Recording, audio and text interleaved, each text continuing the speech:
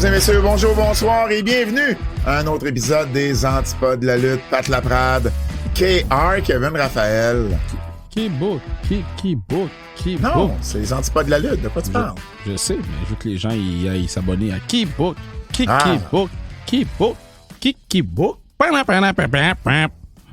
Keybook, on a beaucoup de stock pour vous. On a du stock for days, là. Parce que on a évidemment, on a finalement fait notre Keybook sur Hulk Hogan. On l'a fait lundi. Parce que, bon, moi, jeudi, vendredi, j'ai été tellement occupé avec toutes les entrevues que j'ai réalisées pour son décès. Et puis, toi, en fin de semaine, bon, on n'avait pas des horaires qui coïncidaient. Donc, on a ça. On a une entrevue avec Chelsea Green de la WWE. Je l'ai pas dit comme il faut. On a une entrevue avec Chelsea Green. Oh, tu l'avais dit comme il faut la première fois. Alors, on a ça. C'est quand même la deuxième entrevue avec quelqu'un de la WWE qu'on a ce mois-ci. On en a une troisième là qui va arriver dans les prochains jours. Je pense que c'est safe de le dire là. Non. Parce qu'ils ont dit typical X. Ah, t'as raison. C'est vrai.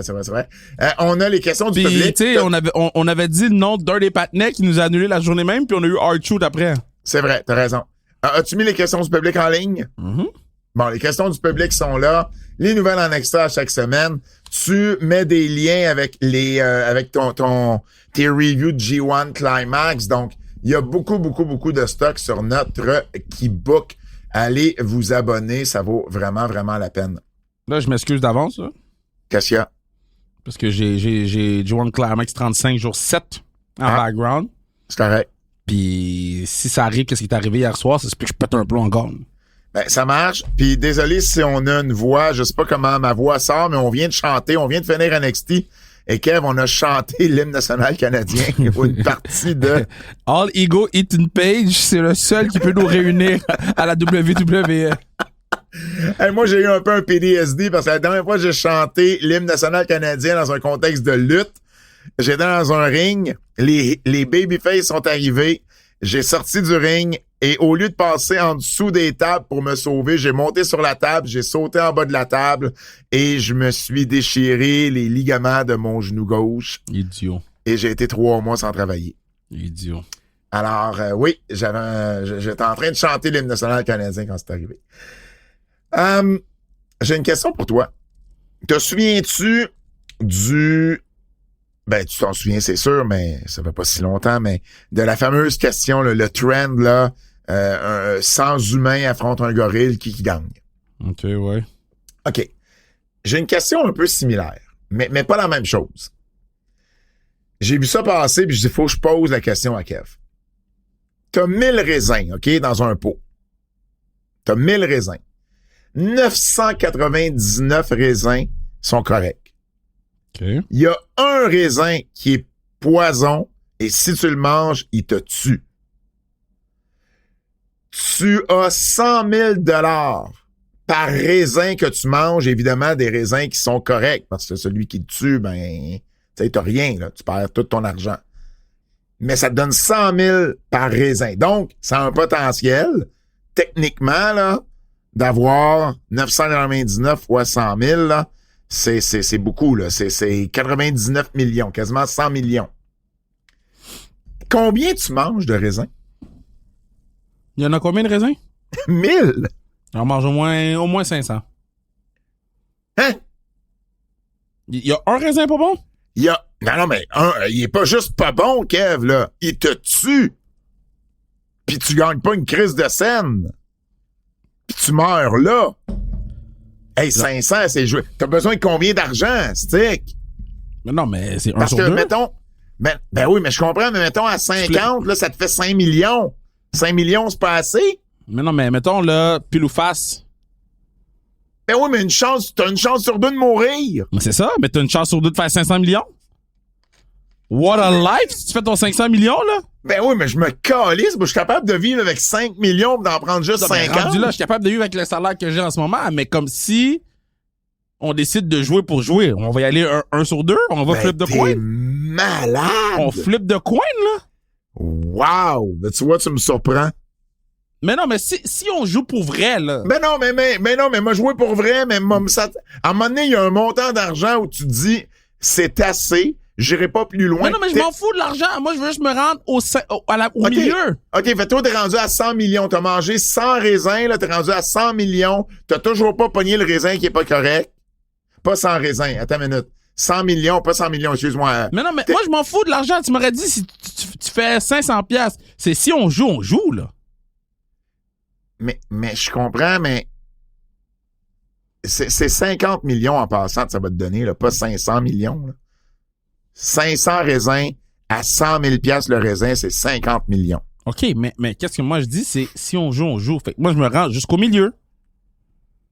Fait que toi, là, t'es rendu à 30 millions, puis t'as pas encore pogné le raisin empoisonné, puis toi, tu te dis, 30 millions, c'est pas assez, je continue. Mais maintenant, c'est quoi la différence entre 30 millions puis 20 millions? 10 millions! Mais c'est quoi la différence entre arrêter après 30 ou continuer jusqu'au milieu puis dire j'ai beat the odds? C'est quoi la différence entre 30 millions puis mourir? Mais non, mais tu veux beat the odds? Moi, non, tu veux rester vivant! Mais non, mais on joue! Si on joue! Hey man, t'es ben trop de chicken shit pour aller jusqu'au bout de ça. Ben bro, tu sais pas je suis qui, man? Toi, t'es prête à mourir, laisser tes enfants père orphelin pour battre les odds? Mais non, mais c'est parce que... Ben non, mais c'est ça. Moi, j'ai tout le temps dit, si on joue, on joue. Ah ouais, mais OK, mais t'es cave. T'es juste cave. Ben, je suis pas cave. T'es juste cave. Mais non, je beat the odds.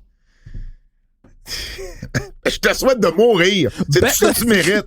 C'est tout ce que tu mérites. Man. Hey, si je meurs cette semaine, it's on you. C'est tout ce que tu mérites, man. Pourquoi? Parce que je suis courageux puis je veux beat the odds. T'es pas courageux, t'es cave. Ben non, je suis pas cave.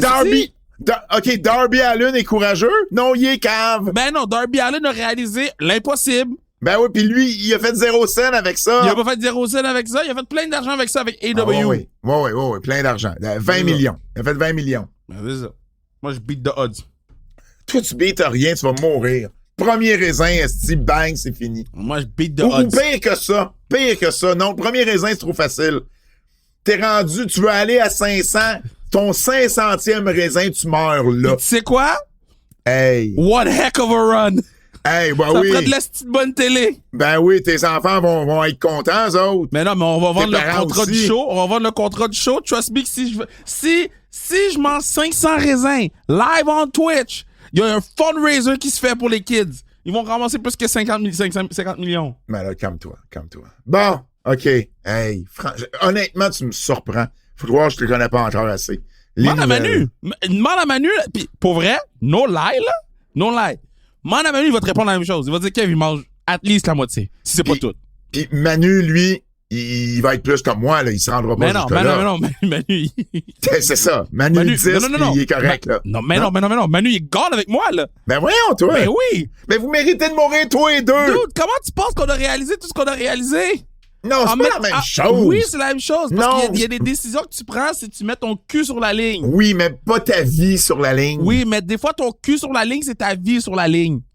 Puis ça, on l'a fait à maintes et maintes reprises. Fait que c'est pas des raisins qui vont me faire peur, là. En plus que ça fait même pas mal. Toi, t'es un raisin de pensée. Hey, en tout cas. Non, pas un raisin. Les nouvelles.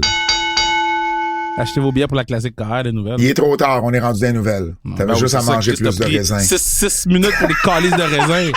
Mais les enfants malades, on s'en fout. Tu sais quoi, on va parler des astis de raisins, mais les enfants malades, on s'en calisse. Hey, achetez vos billets pour la classique KR. C'est dans quelques jours. Ça va être le fun.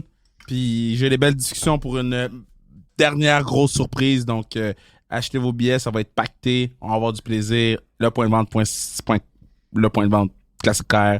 Achetez vos billets pour sans restriction chrono, la rentrée. Et c'est ça.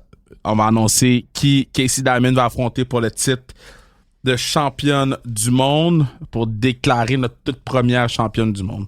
Moi, je le sais. OK. Évidemment, décès de Hulk Hogan jeudi dernier à l'âge de 71 ans. On a été fort occupés. On a fait plein d'entrevues. On a fait un spécial également sur notre Keybook où on adresse sa carrière, mais également les sujets plus touchés le concernant. Abonnez-vous si vous voulez nous écouter en parler davantage. Également un texte sur le tvasport.ca. Puis bon, il y a sûrement au moins une entrevue à quelque part qui roule sur les réseaux sociaux où vous me voyez en parler, où vous m'entendez en parler. Bon, Hogan, en fait, qui est un peu bizarre. Puis je lisais quelque chose justement aujourd'hui là-dessus où Jimmy Hart a parlé de ça parce que 2 jours avant, il y avait eu des rumeurs comme quoi Hogan était décédé. Et là, Jimmy Hart avait été sur les réseaux sociaux pour dire que c'était pas vrai. Jacques Rougeau a été sur les réseaux sociaux pour dire que c'était pas vrai. D'ailleurs, il y a des gens qui ont essayé de faire de la chenoute en m'envoyant des screenshots de Jacques qui, 2 jours avant, disait qu'Hogan était en pleine santé. Mais je suis comme fait, mais vous m'envoyez ça pourquoi? Parce que, je veux dire, Jacques paraît pas mal parce que 2 jours avant, il dit qu'Hogan allait bien, puis là, il meurt d'une crise cardiaque. Une crise cardiaque, ça arrive de façon soudaine. 2 jours avant, Jimmy Hart, lui-même aussi, qui est encore plus proche de Jacques Rougeau, de Hulk Hogan, et qui dit, il allait très bien. J'y ai parlé j'ai parlé à sa gang le mardi, puis tout le monde me disait qu'il allait super bien. Il y avait eu des complications suite à l'opération au cou qu'il y avait eu au mois de mai. Et semble-t-il que la crise de cœur est arrivée à cause de ces complications-là. Par contre, le mardi d'avant, tout allait bien, puis il n'y a rien qui laissait présager qu'il était pour décéder 2 jours après. Donc, c'est important quand même de ramener le contexte et les faits dans toute cette histoire-là. Il est décédé, en fait, à 9h51, on a appelé le 911. Il a été amené à l'hôpital et l'heure du décès, c'était 11h17, jeudi avant midi. Moi, on m'appelle, je me rappelle pas si je l'ai dit sur le Patreon ou pas, mais je m'en allais dans la douche. Legit, là, je m'en allais dans la douche quand quelqu'un de BPM m'a appelé pour avoir mes commentaires. Puis je dis, mais attendez une minute, là, laissez-moi juste vérifier, savoir si c'est vrai ou pas. TMZ Sports, le rapport, habituellement, c'est fiable, mais je voulais quand même pas prendre de chance. Alors, j'ai été prendre ma douche en me disant, ça va prendre 2 minutes, là, la douche la plus rapide que j'ai prise dans ma vie, en me disant, si je le fais pas là, puis qu'Hogan est vraiment décédé, j'aurais pas l'occasion de la reprendre, puis c'est exactement ce qui se serait passé. Puis bon, par le 2 minutes qui s'est passé, bon, on a eu les confirmations nécessaires. Mais c'est vrai que ça, c'est un... Tu sais t'étais où quand t'as appris qu'Hogan était décédé, là. Tu sais, moi, je sais j'étais où quand j'ai appris que Macho Man était décédé. Tu sais, moi, je me rappelle, j'avais un meeting avec une personne X, puis j'étais en route, puis les gens m'envoyaient mes condoléances. Ça me fait capoter. Moi aussi, il y a des gens qui m'ont souhaité mes condoléances pour Hulk Hogan. Énormément de gens m'ont souhaité mes condoléances pour Hulk Hogan. Puis c'est ça que j'ai dit, j'ai rarement eu autant de messages textes à propos de quelqu'un que je connais pas. C'est fou, là. Fait, non, man, c'est... T'étais où quand Hogan est décédé? C'est ça que tu comptais? T'étais en route? J'étais en route pour un meeting. Puis les gens m'envoyaient mes condoléances. J'ai dit, attends, je vais checker c'est quoi, man. J'ai appelé pour le meeting. J'ai dit, donnez-moi 20 minutes, là. Faut juste que je vérifie tout. Faut que je prépare mes trucs. Puis après ça, j'étais pas disponible pendant 2h30, 3h. Donc, t'as dû avoir des messages pendant ce temps-là. Quand j'ai repris mon téléphone, écoute, c'était... Tu sais, quand c'est ta fête, tu reçois plein de messages textes, là, mais c'était exactement ça. Moi, j'avais un meeting à 1h à Ville-la-Salle, et ça arrive, on m'appelle vers 11h30, puis là, quand je réalise que, tu sais, ça va être la journée la plus occupée de ma carrière, là, parce que ça a exactement été ça, j'ai envoyé un texto à la personne, j'ai dit, ouais, on va être obligé de recéduler, Hulk Hogan vient de décéder, je suis vraiment désolé. Et il a dit, pas de problème, tu sais, je comprends, tu sais, parce que là, moi, je veux dire, à partir de là, ça a été complètement fou.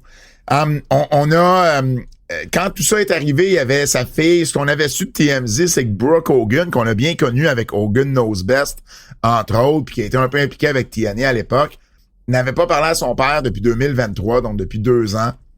Et là, on a eu un peu plus de détails parce que Brooke elle-même a parlé de ça. Donc, dans le fond, c'est depuis septembre 2023 qu'il s'était pas parlé. Brooke a dit, il n'y a jamais eu vraiment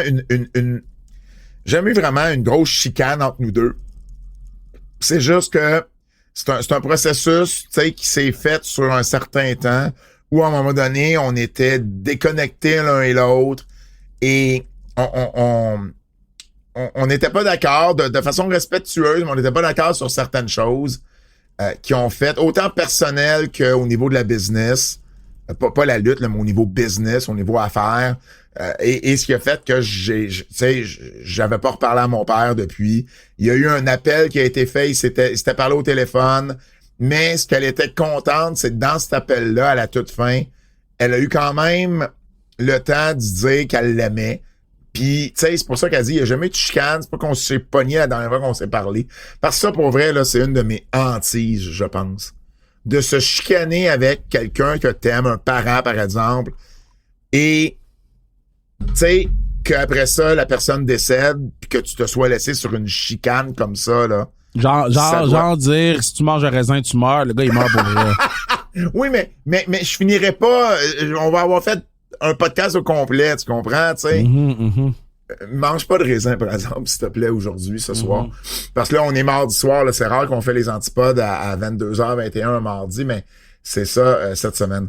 Alors, elle voulait qu'il prenne mieux soin de lui. Tu sais, les deux, tu sais, elle disait qu'il y a eu 25 opérations là, dans les dernières décennies, en fait, puis ça a été dur aussi sur la famille.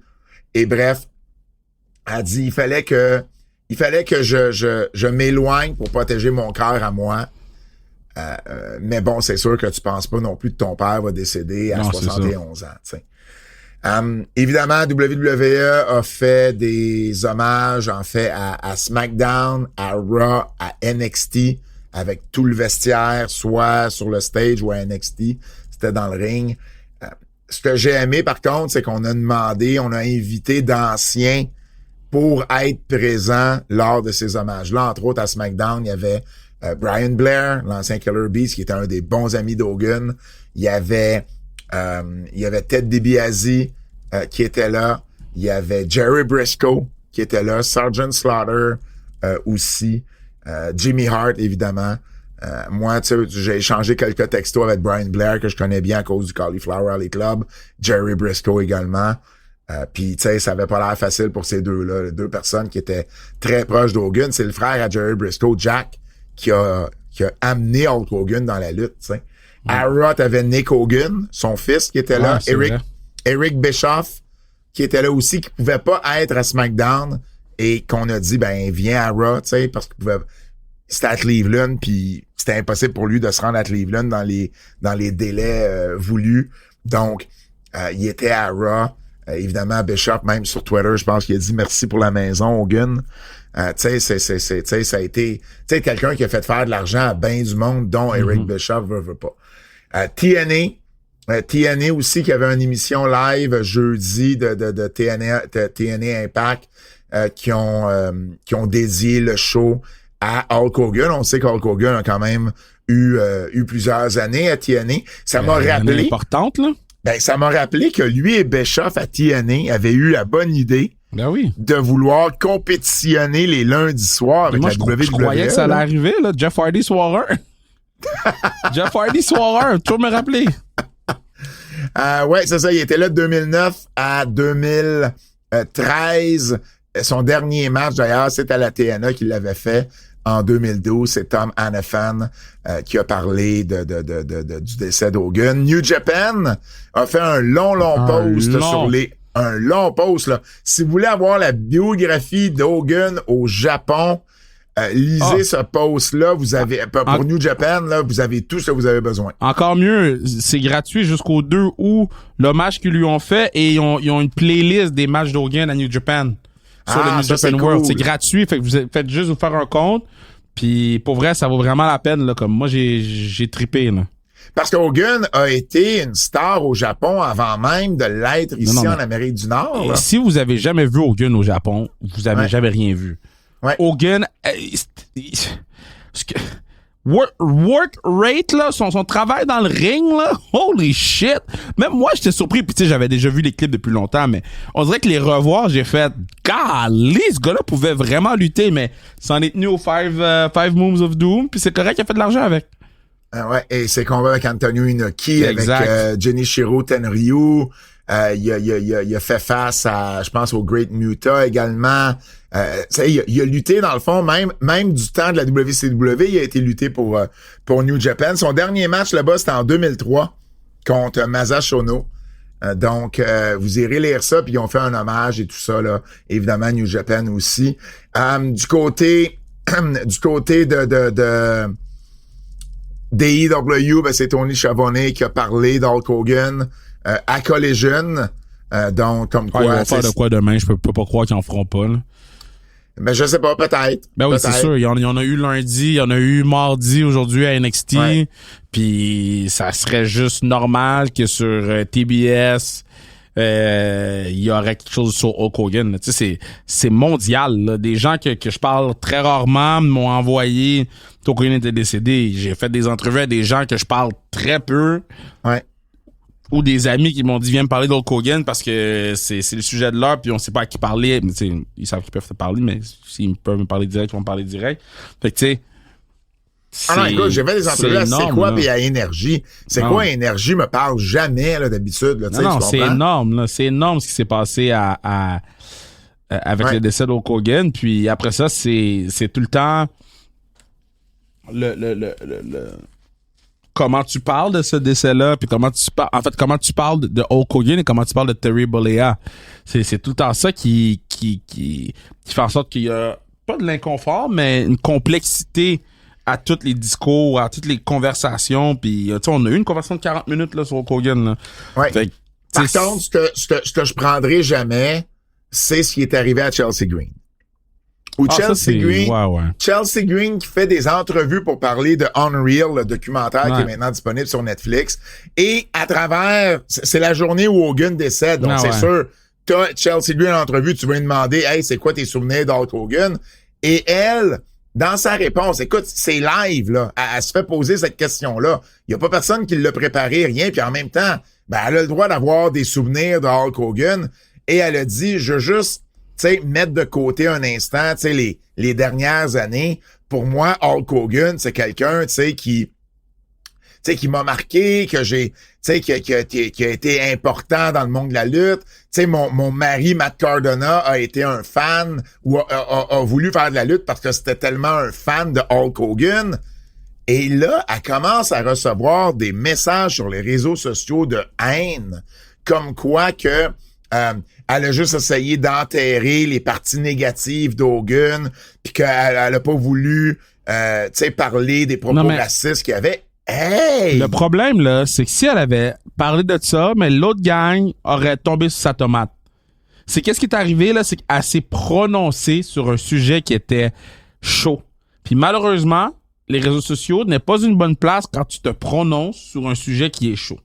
Ah non, mais elle l'a pas fait sur les réseaux sociaux, elle l'a fait à CBS News.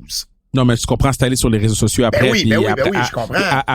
Après ça, tu sais, elle s'est prononcée publiquement, puis ça s'est allé sur les réseaux sociaux. Fait que c'est plate, mais c'était sûr que ça allait arriver. Mais par contre, c'est une chose, par contre, de se faire critiquer sur les réseaux sociaux. Par contre, là, elle a eu des menaces de mort. Mais là, Pat, tu que je t'en parle des menaces de mort? Je le sais, mais oui, mais c'est tout aussi débile. Oui, mais c'est tout aussi débile, tu comprends? Ah, je te dis juste que je suis pas en train de minimiser. C'est le côté laid des réseaux sociaux. Exact. Pour moi, c'est pire de menaces. Je comprends même pas comment, dans la tête de certains, tu fais comme... J'écoute Chelsea Green parler d'Hogan et je vais aller la menacer de mort. Je sais pas comment ça se fait, comment ça se passe dans la tête de ces gens-là. C'est les mêmes gens qui me voyaient à TVA Sport qui disaient « Je vais pendre toi et toute ta famille à un arbre ». Il n'y a rien à comprendre. Il n'y a absolument rien à comprendre. Tout ce que tu fais, c'est essayer de vivre avec le fait que tu reçois ça puis t'espères que ça arrivera jamais. Mais ce que je trouve plate pour Chelsea, c'est que, tu sais, avec nous autres, là, elle était debout très, très tôt pour faire l'entrevue avec nous. Oui. Puis ça veut dire qu'elle, elle devait être fatiguée. Elle a fait une run d'entrevue le mercredi, le jeudi. Hulk Hogan meurt. Elle a sûrement même pas encore reçu le courriel WWE pour dire si ça. Elle sait probablement absolument rien. Elle se fait poser une question blindsidée. Si elle répond pas, ils vont la juger. Si elle répond n'importe quoi que ce soit réponse, ils vont la juger. C'est juste plate. Puis après ça, ben, elle a été sur les réseaux pour dire, écoutez, là, un instant, là, on m'a demandé une question sur Hulk Hogan à la télé live. My stance, là, tu sais, mon avis sur le racisme a pas changé, là. Puis je suis pas d'accord avec le racisme. Puis si ma réponse a paru, tu sais, de vouloir cacher quelque chose ou de pas vouloir parler des vrais enjeux, ben je m'excuse sincèrement. Elle a été super correcte dans sa réponse et malgré ça, à un moment donné, c'était trop. Puis elle a juste décidé de prendre une pause des réseaux sociaux. Ce qui est honnêtement, des fois, je me dis, pas une mauvaise chose parce que c'est le côté laid, c'est le côté que je déteste des réseaux sociaux. C'est des Puis moi, j'ai pris le temps, j'ai même envoyé un petit texte. Tu le sais, on se connaît, Chelsea et moi, j'ai envoyé un texto, tu sais, pour lui dire, hey, tu sais, j'espère que tu vas bien, puis tu sais, fais-toi-en pas, tu sais, puis tu sais, ça, tu sais, en tout cas, tu sais, prends le temps que t'as besoin, puis j'espère que tu vas bien. Puis elle m'a répondu un gros merci, tu sais, puis bon, elle continue à faire la télé puis tout, ben, tu sais, c'est dégueulasse. Ça, je pourrais jamais backer ça. Real American Freestyle, la promotion de lutte olympique professionnelle dont Hogan avait fondé avec Bischoff et Izzy Martinez a eux aussi fait un communiqué parce que ben il y a bien des gens qui se demandaient si c'était pour aller de l'avant ce projet-là. Là, on sait que le premier show c'est le 30 août à Cleveland.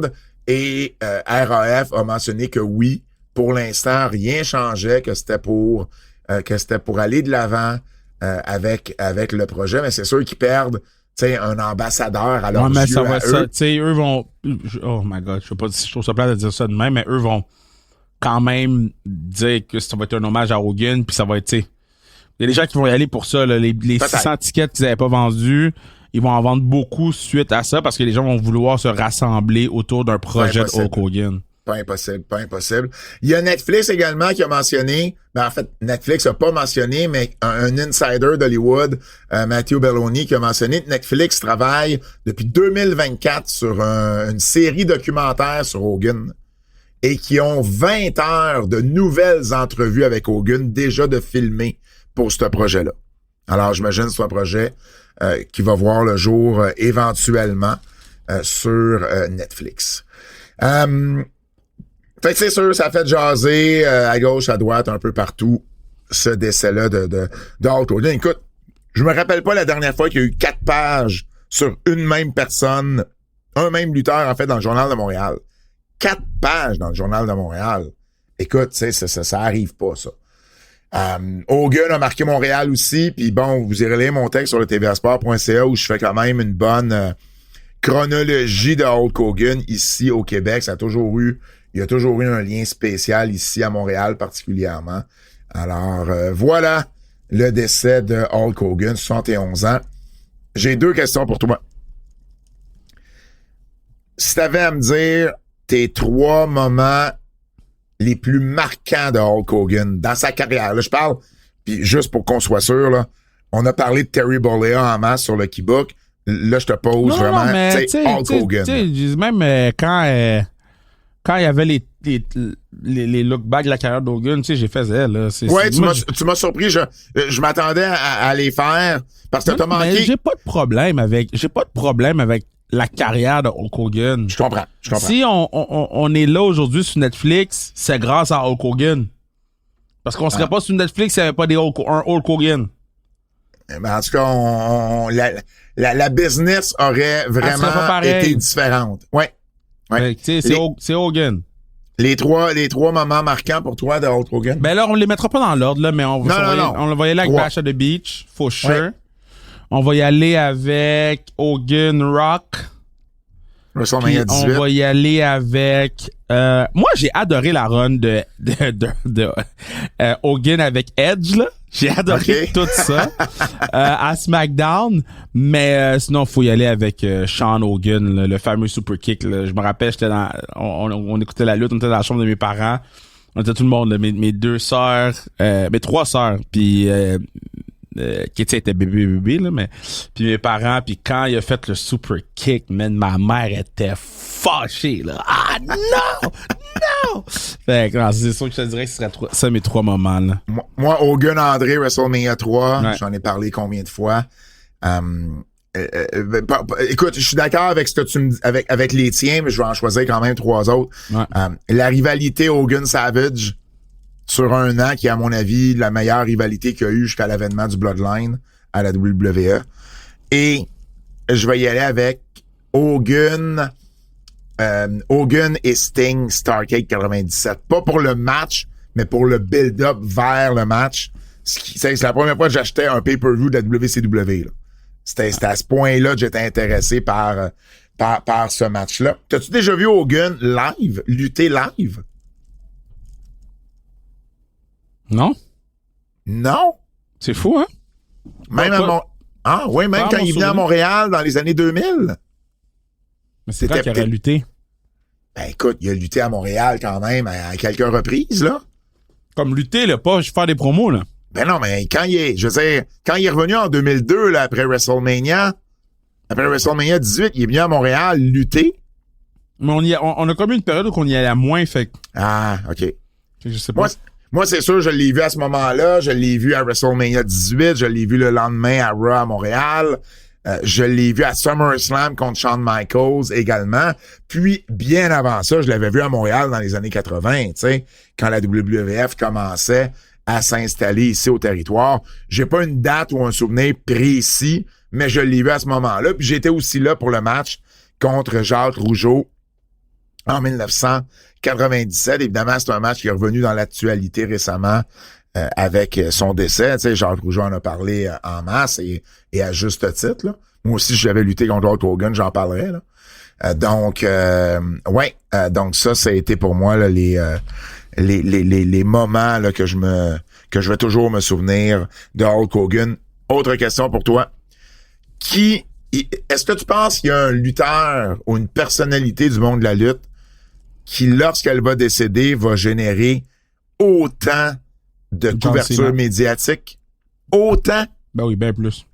OK, attends. 100 fois plus. OK, là. 100 fois plus. D'un, je suis pas d'accord, mais pas du tout. Parce que John Cena, c'est le Make-A-Wish guy. John Cena, c'est un gars qui a été multiples fois il a carry la business aux 3 decades. Oui, la lutte n'était pas regardée autant que quand il y avait Hogan, mais sauf que la lutte n'était pas transportée à travers les pays, où la lutte n'avait pas le même accès quand John Cena était là que quand Hogan était là. Est-ce que quand Hogan était à son pic avec l'accessibilité de la lutte d'aujourd'hui, il serait une plus grande star que Cena? Probablement oui.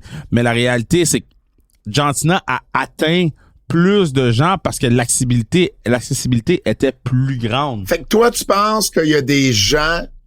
Parce que Hulk Hogan, là, ce qui a fait de lui quelqu'un de si connu, c'est qu'il est connu des gens qui ne savent pas c'est quoi la lutte et qui ont jamais écouté de lutte de leur vie, mais sont capables de reconnaître Hulk Hogan puis ils connaissent le nom.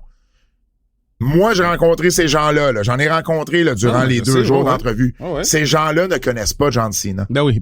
Ben non, mais parce qu'ils sont peut-être plus vieux. Ils sont peut-être plus vieux, c'est une autre génération. Non, mais peu importe. On parle juste de couverture médiatique. John Cena est méga superstar. Peut-être que tu le vois pas parce que au Québec, John Cena n'a pas la même couverture médiatique à son décès qu'Hulk Hogan. Il n'y a pas la moitié de la couverture médiatique. Mais non. John Cena n'aura pas la moitié de la couverture médiatique d'Hulk Hogan au Québec. Je peux pas parler pour les États-Unis. Moi, je te confirme que oui. Je suis sûr que non. C'est même pas proche. Ben, The Rock va avoir beaucoup plus. Parce que pour moi, le seul autre qui peut approcher Hulk Hogan, c'est Dwayne The Rock Johnson. The Rock est une plus grande star que John Cena à travers le monde. Oui. Mais reste que John Cena est une méga superstar. Parce qu'on est tellement... Mais je te dis... Ah, non, jamais. John Cena, là, OK, tu veux savoir si c'est une superstar ou non? Tu check qu'est-ce que les autres sports font, qu'est-ce qui pogne à l'extérieur qui appartient à John Cena. Puis ça transperce tous les sports, toutes les générations, tous les trucs. John Cena, c'est autre chose. Puis là, on compare des décès, là, je trouve ça whack un peu, mais la réalité, c'est que John Cena, parce qu'il est né dans le moment où la lutte a été le plus accessible, ça a touché plus de gens. Puis là, tu rentres tous ces nouveaux films, tu rentres Peacemaker, tu rentres ci, tu rentres ça, tu rentres son apparition aux Oscars. John a fait beaucoup là, au courant des dernières années, on s'en rend juste pas compte. En tout cas, moi, je pense pas que c'est une question d'être... Comme, Cena, il est bien implanté dans le milieu à Hollywood, avec des très gros rôles. Puis, en tout cas, I'm just saying. OK. Je comprends ce que tu me dis. Moi, j'ai l'impression que au Québec particulièrement, le Rock pourrait s'approcher d'Hogan. Puis sinon, ça va être quelqu'un comme un Rougeau. Pour le Québec, je parle. Parce que au Québec, ça va encore résonner, ce nom-là. Mais moi, John Cena, en tout cas, c'est pas une question d'être superstar, c'est une question que il y a des gens qui suivent pas la lutte, qui savent pas c'est qui John Cena. Non, mais ils savent c'est qui Hulk Hogan. Qui savent pas c'est qui Hulk Hogan et vice versa. Mais là. beaucoup moins. Mais et vice versa. Tu demandes aux jeunes de 20 ans et moins, ils savent pas c'est qui Hulk Hogan. Tu demandes aux jeunes de 20 ans et moins, ils savent tous c'est qui John Cena. Tu sais, c'est un truc aussi de génération, c'est un truc aussi je reviens au mot accessibilité. Hulk Hogan a marqué une génération complète. Parce que c'était the big guy, c'était the one. Mais il y a un gap là, de gens qui savent même pas c'est qui Hulk Hogan. Puis il y en a quand même beaucoup. Là. Puis quand je dis 20 ans et moins, j'exagère même pas. Là. On sera peut-être pas là lorsque ça va arriver, fait qu'on ne saura peut-être jamais, mais en tout cas, à ce moment-ci, j'en doute. Ça fait le tour pour Hulk Hogan. On vous le répète, allez sur notre Patreon si vous voulez en entendre plus. On a fait quoi? Une heure à peu près sur Hulk Hogan? Non, on a parlé longtemps. On a fait 45 minutes, une heure sur Hulk Hogan, donc vous aurez écouté ça.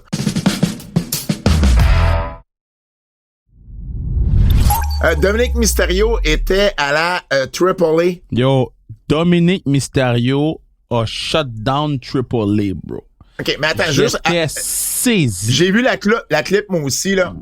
Fait que juste quand même mettre les gens en contexte. T'as Vikingo qui est dans le ring, qui est le champion méga, le AAA méga.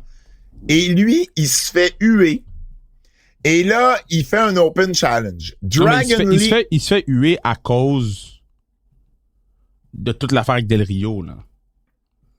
Tu sais, Vikingo, c'est comme le bouc émissaire du fait que les gens trouvent... Del Rio, c'était leur gars, puis là, il est plus là. OK, je comprends. Mais attends. Vikingo est dans le ring, il se fait huer, il fait un open challenge. Dragon Lee arrive pour accepter le challenge. Et là, El Grande Americano arrive. Pop! Il y a pop. Il y a un pop. Tous ceux là qui se mêlent pas de leur calice d'affaires là, à dire « Ah, mais les Mexicains, ils se sentiront pas bien. » Yo, fermez vos jolls, man! Yo, le gars a eu un méga super pop! Et c'était Kaiser! C'était même pas Kaiser! C'était même pas Gable!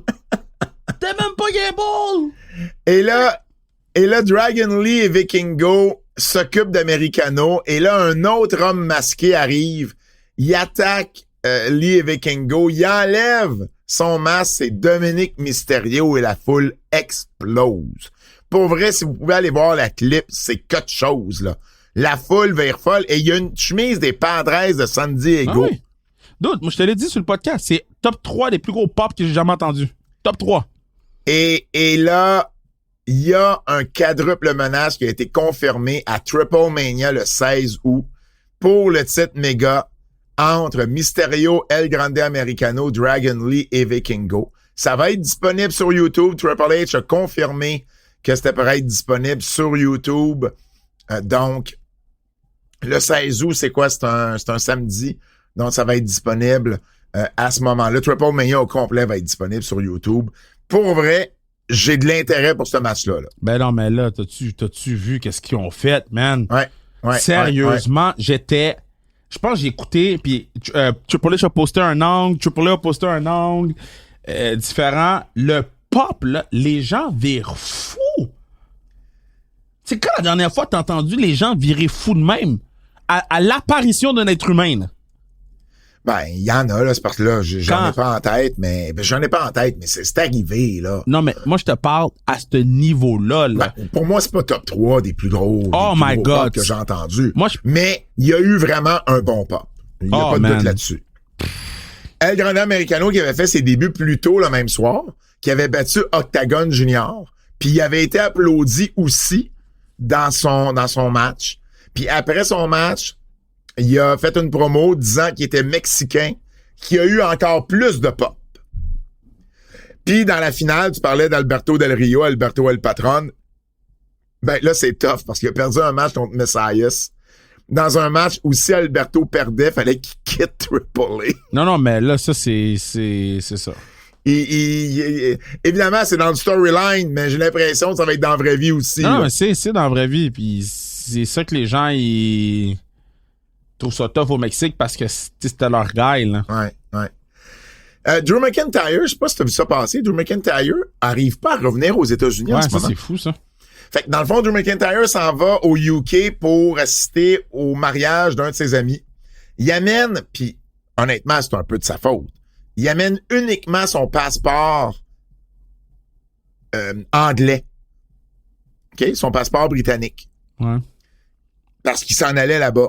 Fait il s'en va là-bas, il vient pour revenir, et là, il est à l'aéroport, puis on lui dit, ben non, tu peux pas revenir, t'as pas un passeport américain. Il dit, ben oui, mais je suis venu avec mon passeport, j'ai les deux passeports. Ouais, mais t'as pas ton passeport américain. Fait qu'il dit, tu peux pas, il dit, t'es un citoyen américain, t'es pas un citoyen britannique. On comprend que t'as les deux passeports, mais t'as pas ton passeport américain. Honnêtement, tu sais, puis il l'a peut-être juste oublié, là, mais si c'était, c'est parce que la façon qu'il l'a dit, il a expliqué, il dit, ben moi, j'allais au UK, fait que j'ai juste amené ce passeport-là. Fait que, tu sais, il avait pas l'air d'un gars qui l'avait juste oublié. Tu sais, j'aurais amené les deux passeports, là, puis tu sais, je me serais couvert, puis j'aurais pas pris de chance. C'est pas ça qu'il a fait. Pas, là. Non, je le sais bien, mais je veux juste dire, bref, il l'avait pas son passeport. Et là, ben, ça a l'air que les avocats de la WWE sont là-dessus, là, parce que aux dernières nouvelles, il y a personne qui savait s'il était pour être de retour pour en fin de semaine, là, pour SummerSlam. Mais non, mais inquiète-toi pas, il va être là. Sûrement qu'il va être là. Là, en storyline, pour essayer de jouer un peu sur les storylines, en se disant, si jamais je peux revenir, mais essayer de twister une storyline là-dedans, il a blâmé Jelly Roll. Puis le Miz, lui, en entrevue, qui a dit, ben, si jamais Drew est pas là, moi, je vais faire équipe avec Logan Paul, j'ai rien à SummerSlam. Tough. Mais c'est sûr que, tu sais, à partir du moment que les avocats de la WWE sont là, je peux pas croire qu'ils sont pas capables à d'y envoyer son passeport express puis qu'ils puissent traverser les douanes, là. Voyons, tu sais. Donc, il devrait être là en fin de semaine, mais c'est quand même une situation, j'imagine, que lui considère un peu stressante, ou en tout cas, tu sais, c'est pas cool, là. Fait que on va bien voir dans les prochains jours ce qui va arriver. Les figurines LJN reviennent. Et ça, là, je trouve ça tellement cool. Ça a l'air, ça faisait déjà une coupe un certain temps que LJN, Mattel, en fait, qui est la compagnie derrière, avec la WWE, essayait de ramener ces figurines-là. C'est les grosses figurines en caoutchouc dur, là. Tu sais, qui bougent pas, sont pas amovibles, mais qui ont tellement été populaires dans les années 80 parce que c'est les premières figurines que la WWF a sorties puis qui avaient vraiment connu du succès. Là, moi, là, j'allais avec mon père. Mon père m'amenait à Blue Bonnets les vendredis soirs. Okay? Mon père était souvent à Blue Bonnets, les courses de chevaux, d'Écarie, là, pas loin d'Orange-Julep, là. Puis, le vendredi soir, moi, j'allais là avec lui, il y avait une arcade. Mon père me donnait de l'argent, j'allais jouer aux arcades, puis j'allais m'asseoir avec lui le reste du temps. Puis si mon père avait gagné, la dernière course de la soirée, il me faisait gager 2 piastres. Fait que moi, je savais lire un programme de course, là, j'avais, je sais pas, 8, 9 ans, 10 ans. Puis je gageais sur un cheval win, puis souvent, j'avais le bon choix. Fait que j'en ai comme 10 piastres. Puis le lendemain, j'allais avec ma mère au Bric-à-Brac, au coin d'Elwyn de Ontario, dans Hochelaga Maisonneuve. Puis j'allais m'acheter un lutteur, une figurine LJN. Je me rappelle encore d'avoir acheté Billy Jack Haynes au Bric-à-Brac. Billy Jack Haynes. Ben oui, mais je l'avais pas encore, celui-là. Puis à un moment donné, je les avais tous. J'avais le ring, j'avais la cage, il y avait Mean Gene, il y avait l'arbitre, il y avait Vince qui faisait les entrevues à l'époque. Il y avait tout, là. Puis il y avait des accessoires, c'est ça qui était cool. avec Junkyard Dog, avec sa chaîne. Il y avait il y avait la canne, je pense, Slick avait une canne. En tout cas, Mr. Fuji avait une canne. Il y en a un autre, Terry Funk avait son chapeau. C'était vraiment, vraiment cool. Puis, à un moment donné, ma mère a donné ça à des enfants plus jeunes que moi quand je me suis mis à vieillir, ne sachant pas que c'était pour prendre la valeur avec le temps. Puis ce qui a pris de la valeur, c'est les kits complets. Tu sais, avoir Junkyard Dog, c'est possible, mais l'avoir en bon état, la peinture qui est pas, parce qu'on luttait carrément, là. Moi, je me faisais des bleus ses doigts, là, avec ça. Parce qu'on prenait chacun un lutteur, puis on luttait, mais il bougeait pas. Fait que tu te battais carrément, puis tu recevais des coups ses doigts, là, quand tu te battais, mettons, avec t'as un de tes amis qui prenait un autre lutteur. Sinon, tu te battais toi-même avec t'en prenais deux, puis, tu sais, dans le ring. C'était vraiment, pour vrai, on tripait là-dessus. Et là, ça a pris une valeur exceptionnelle dans les dernières années sur le marché des collectionneurs. Ça risque de baisser un peu, là, avec le retour. Ben, en fait, oui, pour ceux qui sont en train de refaire. Comme là, ils ont refait un Hulk Hogan. Fait que c'est sûr que les anciens Hulk Hogan risquent peut-être de perdre un peu de valeur. Par contre, les nouveaux, mais ça, c'est cool. T'as John Cena, t'as Logan Paul, t'as Dusty Rhodes. Je me rappelle pas qu'il y a eu un Dusty Rhodes avant. Je me trompe peut-être, mais je pense pas. Mais Hogan, ça, définitivement. J'avais le géant ferré, je me souviens encore. Fait que, tu sais, puis là, il y a deux façons de collectionner ça. C'est soit tu ouvres le package, puis tu sais, t'as le bonhomme, ou tu le laisses dans le package, comme les figurines, tu sais, de maintenant. C'est de la calice de merde, man. Quoi ça? Quoi ça? C'est comme, pour vrai, là. Mais là, tu m'écoutes-tu ou tu m'écoutes pas pantoute? Non, je t'écoute. J'ai tout écouté tes affaires de Billy Jack Haynes, puis de LJN, puis oui, je t'ai posé une question sur la valeur, puis tout.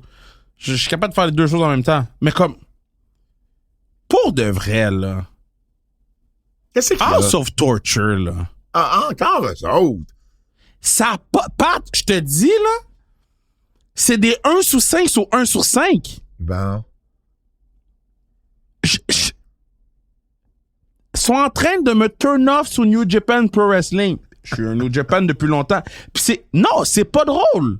Parce que ça fait des années que c'est comme ça.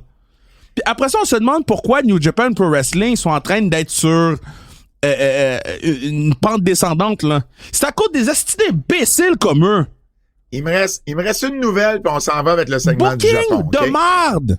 Tu vas pouvoir en parler dans pas long, encore plus en détail. Si man. Il me reste une nouvelle, juste vous dire, pour les figurines LGN, ils vont être disponibles en précommande sur Target, mais j'ai été voir, puis ils sont déjà sold out de précommande. Wow. Fait que c'est quand même, tu sais, ça risque de pogner. Dernière nouvelle, je vous donne une mise à jour sur les billets pour les 2 shows de la WWE au Québec. Alors, SmackDown, qui est le 8 août à Montréal, au Centre Bell, on est rendu à 10 713 billets distribués. Donc, on a déjà franchi le cap des 10 000, ce qui est excellent. Le setup, en ce moment, est de 12 188. Juste dans la dernière semaine, il s'est vendu au-dessus de 700 billets. Donc, ou distribué plutôt au-dessus de 700 billets. La dernière fois que Raw était à Montréal, il avait attiré 12 709. Donc, il manque encore 2000 pour atteindre ça, mais ça devrait quand même être une très bonne foule. Au centre Vidéotron, 3 soirs plus tard à Québec pour le Raw, on est rendu à 8361. Puis le setup est à 10 256. La dernière fois que Raw était à Québec, ça a été, j'ai dit la dernière fois que... oui, c'est ça. La dernière fois que Raw était à Québec, c'était 10 867. Donc, on a peut-être une chance de faire 10 000 à Québec aussi. Il y a quand même pas loin de 400 billets là, qui ont été distribués dans la dernière semaine. Donc, moi, j'ai envoyé une dernière perche. Ah oui? Puis, t'as-tu une réponse? Non. Tough. Mais je me dis qu'il y a peut-être du travail qui se fait. Peut-être. Ouais. Tu sais, c'est... Moi, j'y crois pas, mais... Non, j'y crois pas, mais... On va faire ça de chez nous, mon Kev. Oui, mais j'ai quand même envoyé une dernière perche. Ben, t'as bien fait. Je sais qu'il va me répondre oui ou non, tu sais. Ouais. Mais j'ai quand même envoyé la dernière perche. Si vous voulez plus de nouvelles, ça se passe sur notre Patreon, les nouvelles en extra, exclusivement sur notre Patreon. Keybook, cette semaine, aux nouvelles en extra. Une ancienne d'NXT s'en va à la TNA. WWE Universal Studios font un partenariat, une longue liste d'infirmeries. Tony Khan, qui fait quelque chose qu'il n'avait pas encore fait à AEW, et bien plus. Tout ça sur nos nouvelles en extra. exclusivement sur notre Patreon, qui book les nouvelles en extra, exclusivement sur notre Patreon, qui book. Le Japon.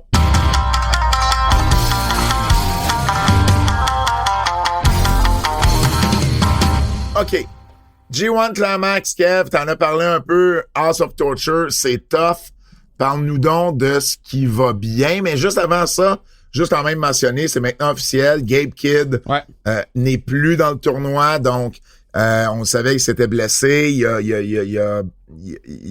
a perdu contre Koneste Takeshita. Et un match, il s'est blessé au début du match. Il a lutté le match au complet 5 sur 5. Tu sais, Gabe Kidd, là, c'est un vrai de vrai, là.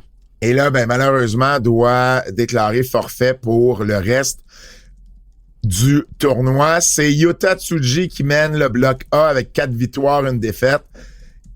Et puis, on est plusieurs là à avoir, je pense du côté du bloc B, là, on est plusieurs à avoir 6 points. Ouais. C'est encore tôt dans le tournoi pour savoir un peu qui va le remporter. Parle-moi donc de la dernière fois que tu nous as parlé, tu en avais vu 3, si je me trompe pas. Là, je suis jour 7 en ce moment. Là. C'est quoi, mettons, tes coups de cœur? Les matchs là, qu'il faut absolument voir. Là.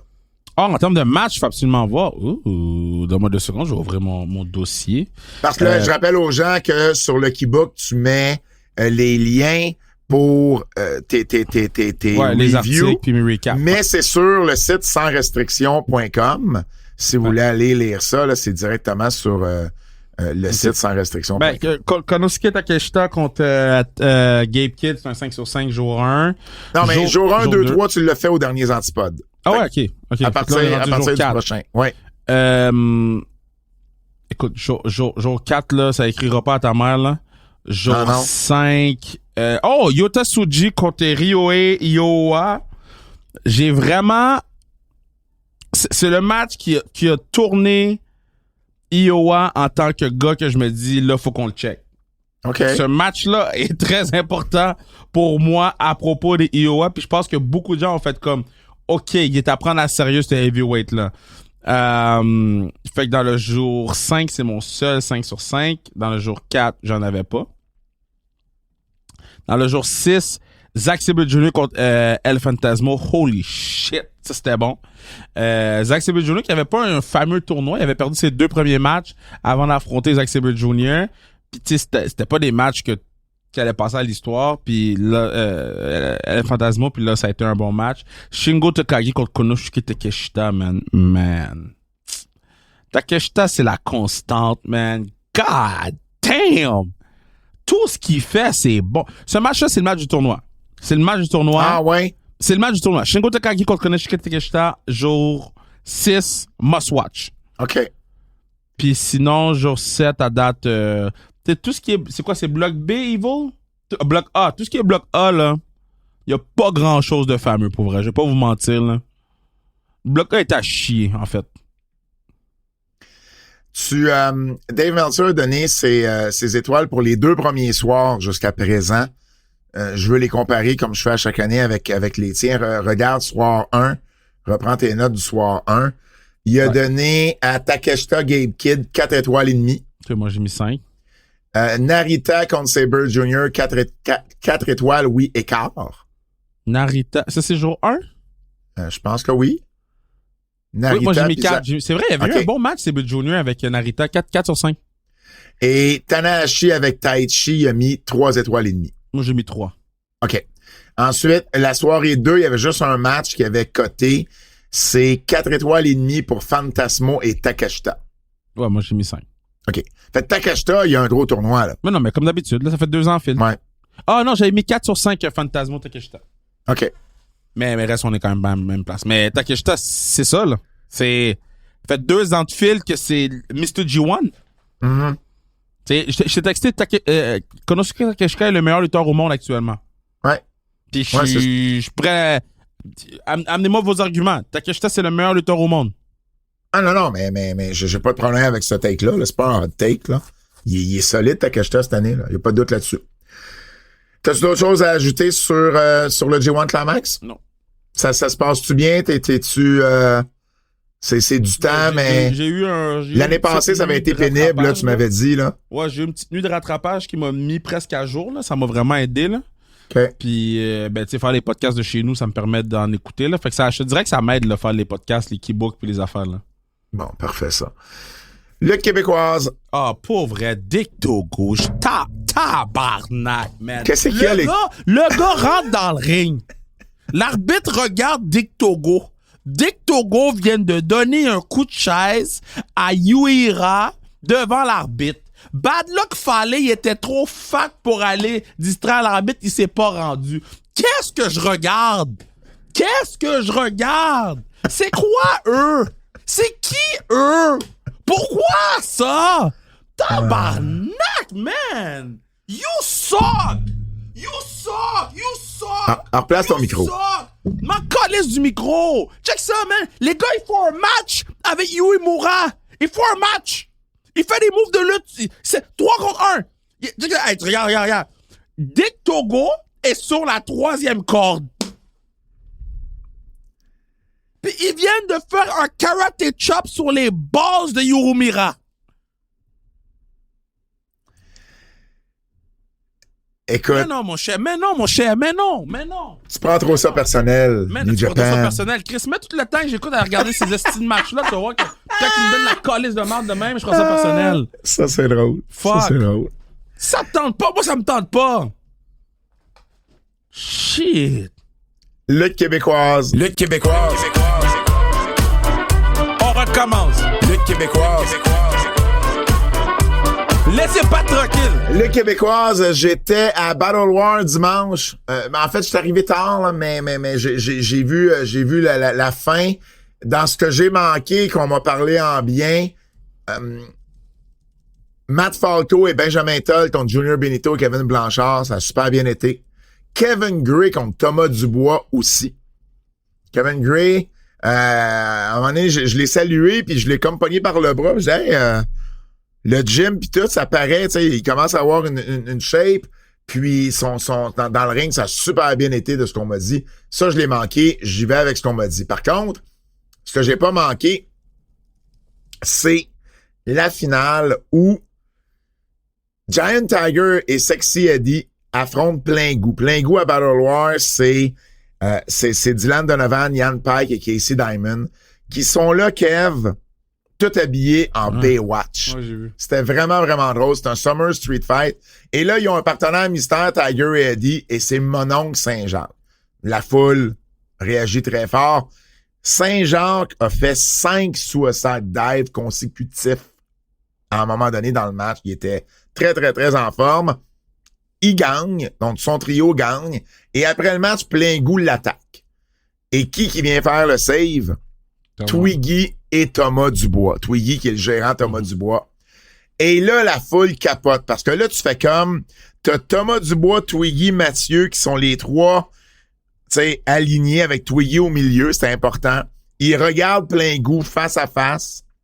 Et là, tu te dis, oh wow, Dubois et Saint-Jacques qui vont teamer, mais ils vont-tu vraiment teamer? Parce que un est champion, puis là, la dernière fois, Mathieu a pris la belt, et puis Mathieu aime pas Twiggy. Alors, Thomas sort 2 bières, il en donne une à Mathieu. Ils font un cheers, ils boivent la bière, puis là, Saint-Jacques regarde Twiggy, puis il recrache de la bière sur lui, parce que tu veux laisser, tu sais, juste l'histoire que, ouais, mais Twiggy, tu sais, Dubois, c'est mon partner depuis longtemps, mais Twiggy, je t'aime pas. Puis c'était juste assez pour amener un autre niveau à cette histoire-là qu'on est en train de raconter entre Thomas Dubois et Mathieu et Mononcle ça va Saint-Jacques. être fou, là. J'ai adoré, j'ai gobé, j'ai tout gobé ce qu'on m'a donné à ce niveau-là. J'ai vraiment, vraiment, vraiment aimé ça. Ah, ils font quelque chose de spécial là-bas, là. Le prochain, puis c'était leur plus grosse foule à vie. Ah oui? Puis ils l'avaient fait au mois de novembre, je pense, je vous l'avais dit, c'était ça. Octobre ou novembre, ben ils ont un show d'été, c'est rare en plus. Ouais, c'est tough l'été. Ils ont battu leur record d'automne. Fait que ça va vraiment bien pour Battle War. Le prochain show, c'est dimanche, le 24 août. Puis ce qui est le fun, c'est que nous, on travaille, on fait Heatwave avec NXT, mais c'est à 3 heures l'après-midi. Fait qu'on va avoir le temps de... En tout cas, moi, je vais avoir le temps d'aller à Battle War après. Un petit shout-out à un de nos fidèles auditeurs, Alexis Drouin, de son nom de lutteur, Alex Cooper. Il nous écoute depuis des années, Alex. C'est un maniaque de lutte, puis évidemment, il en fait depuis longtemps. Puis, il m'a envoyé un petit message. Il voulait absolument que je mentionne que il a gagné 2 gros titres en fin de semaine. 2 gros titres. Il a gagné 2 titres dans le dernier week-end. Il est devenu champion par équipe de lutte Laurentide et roi du Richelieu du côté de la FML à Saint-Jean. Alors, on voulait le saluer, un petit shout-out. Le saluer, oui. Je commence à perdre ma voix, là, tu vois. Trop de Au Canada qu'on a chanté. Petit shout-out à Alexis Drouin, Alex Cooper. Prédiction, c'est SummerSlam ce week-end. On travaille samedi, puis on travaille dimanche. On n'a pas de vendredi, samedi, dimanche, lundi, mardi. Là. Un 5 jours consécutifs pour toi puis moi, Kev. Ça s'enligne pour être des shows, pas de 2h30 chaque. Là. J'ai l'impression qu'on s'enligne pour des 3h30, 4, là, samedi puis dimanche. Ben, c'est SummerSlam. Fait que moi, je vois comme un peu ce qu'on a vu avec WrestleMania. Là. Exactement. Mais WrestleMania, ça avait été 3h30, 1, puis plus proche de 4 pour l'autre. Non, mais c'est pour ça que je te dis, je pense que ça va être pas mal ça. Soirée 1 de WrestleMania. Les championnes par équipe, Raquel Rodriguez et Roxanne Perez vont défendre contre Charlotte Flair et Alexa Bliss. Ah, tu peux mettre ça sur Charlotte et Alexa Bliss. Je pense que oui. Oui. Gunther va affronter CM Punk pour le titre mondial. Est-ce que tu le donnes à CM Punk? Non. Pas tout de suite. OK. En fait, oui, tu donnes à CM Punk puis tu fais revenir Seth. Ah, c'est trop prévisible, SummerSlam. Ben... Il voulait pas que ça soit prévisible. Ça a coulé. C'est devenu prévisible. Fait que moi, si j'étais eux, je le ferais pas à SummerSlam. Ben, t'as une histoire que eux ont peut-être probablement booké jusqu'à WrestleMania. Là, fait que s'ils veulent suivre, qu'est-ce qu'ils ont fait? Peut-être que c'est le moment de le faire revenir. Là. Si c'est ça, effectivement. Si pour eux autres, l'histoire à long terme est plus importante, que ce soit un peu plus prévisible, ben ils vont le faire pareil, puis ça serait le bon booking. Le Punk Gang, puis Seth arrive. Randy Orton avec Jelly Roll contre Drew McIntyre et Logan Paul. Je pense que les babyface vont aller over. Là. Ouais. Roman Reigns et... en fait, tu pourrais le donner à Logan Paul puis Drew McIntyre parce que Jelly Roll a dit qu'il veut rester. Fait toi, tu vois un match revanche? Ouais, il a dit qu'il voulait en faire plus. Fait qu'on a peut-être un match revanche un mois plus tard. OK, c'est pas impossible. Je pense quand même que Orton puis Roll vont gagner, mais... Moi, je pense que Jake Paul va intervenir. Ah, peut-être. Mais ça arrive souvent qu'on pense que Jake Paul va intervenir puis il est jamais là. Tiffany Stratton va défendre son titre féminin contre Jade Cargill. Est-ce que tu le passes à Jade ou... Oh, c'est le moment de le donner à Jade, là. En fait, c'est le moment de l'enlever à Tiffany Stratton. Ah. Jade est pas prête pour être championne. Mais moi, en tout cas, tu sais mon opinion. Je le sais. Moi, je garde ça sur Tiffany. Sami Zayn contre Karrion Kross. Ben là, techniquement, tu fais gagner Sami. Mais moi, je pense qu'ils vont faire gagner Kross, man. Puis éventuellement, Sami, tu fais quoi avec? Tu l'envoies heel, puis... Tu l'envoies heel? Ça se pourrait, par contre. Roman Reigns et Jey Uso contre Braun Breaker et Bronson Reed. Tu vois quoi là-dedans? Avec le angle qu'ils ont fait lundi, tu sais, d'habitude, quand ça arrive, les babyface gagnent SummerSlam. Ce serait une façon pour Roman de retourner chercher sa victoire. Ouais. Surtout si Seth cash in à la fin, ça dérange pas si son groupe perd le match. Là. Moi, je suis pas sûr que Gunther puis Punk, c'est la finale. Ben oui, moi, je pense que c'est Reigns puis Jey Uso contre Breaker puis Reed. Non, ça va être Gunther puis Punk. Soirée 2 de SummerSlam. Dominic Mysterio va défendre son titre intercontinental contre AJ Styles. AJ gagne ça? Non, tu gardes ça sur Dominic. Ah ouais? Ben oui. Dominic, moi, je pense que fuego, là. Je pense que Dominic perd ça puis va chercher le titre Triple A Mega la semaine suivante. Moi, je pense qu'il va être Dominic Two Belt. OK. Combat de rue Street Fight, John Cena. Ah, ben ça, on va se garder ça pour la fin. Match de cage, Solo Sikoa contre Jacob Fatu pour le championnat des États-Unis. Solo, là, il va trouver toutes les manières du monde pour pouvoir garder son titre. Ouais. Tu peux pas avoir juste des changements de titre, mais il y a beaucoup de matchs de championnat. Fait que tu vas en avoir plus que d'habitude. Je serais pas surpris que Jacob Fatou le gagne, mais tu sais, c'est parce que si tu veux donner un peu de momentum au MFT, t'as pas le choix de garder ça sur solo. Championnat intercontinental sans disqualification. Et puis, il s'est ajouté une stipulation. Si Lynch garde le titre, Valkyria peut pas challenger le temps que Lynch est championne. Valkyria, moi, je pense que Becky Lynch gagne ça. Oh, moi, je pense qu'il garde du Valkyria, là, et qu'il le donne à Valkyria, tu sais, dans le sens que Becky a fait ce qu'elle pouvait pour Valkyria. Elle l'a mis over, elle l'a amené à un autre niveau. Je pense qu'on peut envoyer Becky pour la grosse belt, là. Championnat féminin, Naomi va défendre contre Io Sky et Rhea Ripley dans un triple menace. Moi, j'ai peur qu'il le donne à Rhea Ripley, là, puis Naomi a eu le titre pendant 4 jours, là. Mais en même temps, faut que tu trouves une façon de protéger Rhea Ripley, là. C'est la fille la plus over du roster. C'est ce que je te dis. Ouais. Moi, je le garderais sur Naomi. Parce que mais le match, c'est Rhea Ripley contre Stéphanie Vaquer en France, là. C'est ça, le match? Non, c'est Stéphanie Vaquer contre la championne. C'est ça? Mais le gros match, mettons, entre Stéphanie Vaquer contre Rhea, entre Stéphanie Vaquer contre Io, entre Stéphanie Vaquer contre Naomi, c'est Stéphanie Vaquer contre Rhea qui est plus gros. Mais ça, j'aimerais ça garder ça pour Mania. Si on peut se rendre jusque-là. Mais d'abord, tu fais gagner Naomi, puis t'envoies Naomi perdre en France contre Stéphanie Vaquer. Tu pourrais faire ça. Tu pourrais aussi faire gagner Naomi en France, puis faire gagner Vaquer un peu plus tard dans l'année. Là, on est quand même loin. Vaquer gagne en France. Vaquer gagne en France, ça c'est sûr. Mais ça se peut. Le six-pack TLC pour les championnats par équipe, les Wyatt Six contre Motor City Machine Guns, Street Profits, DIY, Fraxium et Andrade et Rey Fénix. Moi, je vois Andrade et Rey Fénix gagner ces belts-là. Oh, non. Ben, moi, je veux voir ça. Ah, mais tu me dis non. Moi, je pense que c'est Fraxium. Ah, non. Moi, je pense vraiment que c'est Andrade et Phoenix. Et John Cena face à Cody. C'est rare qu'on est aussi différents dans nos choix. On aurait dû les prendre en note. Je le réécouterai, là, parce que ça vaut la peine, parce que c'est rare qu'on est vraiment aux opposés sur autant de matchs.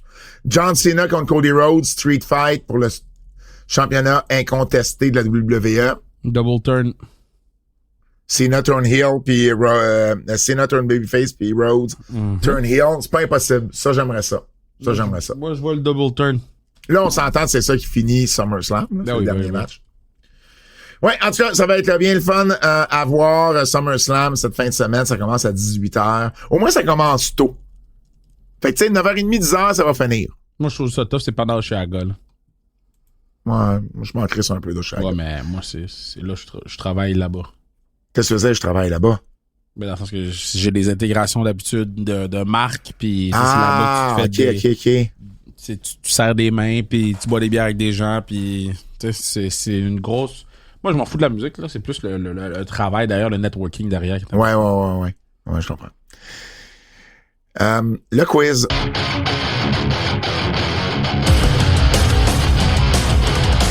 Le quiz de notre ami Jérôme Jacques, Double J, spécial Hulk Hogan, évidemment. C'était la semaine pour ça.